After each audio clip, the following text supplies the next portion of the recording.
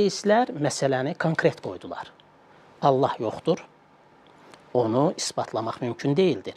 Bu vaxt mənim üçün maraqlıdır. Ya bilərəkdən varlıq kateqoriyaları arasında fərq qoymamışdılar, bilərəkdən, ya da bunu nəzərə almamışdılar. Biz bilirik ki, Allah irrasional, metafizik, varlıq kateqoriyasına aiddir. Biz onu fiziki predmetləri isbatlayırmış kimi isbatlaya bilmərik.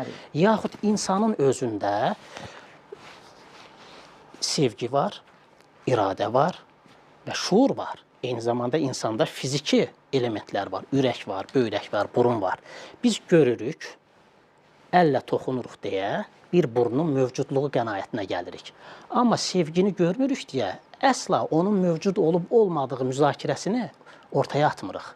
Çünki hər ağıllı adam bilir ki, sevginin fiziki təbiəti yoxdur. Ancaq sevən insan sevginin mövcud olduğunu hiss eləyə bilər. Allah da belədir. Allahı empirik yolla isbatlamaq, yaxud eksperiment vasitəsilə onun mövcudluğu qənaətinə gəlmək metodoloji olaraq yanlışdır. Biz almanı görürük, ona toxunuruq, onu qoxuluyuruq, onu dişləyirik. Beləliklə onun mövcudluğu qənaətinə gəlirik. Sevgini hiss edirik və daxili mənəvi təcrübə yolu ilə sevənlər sevgidən əmindirlər.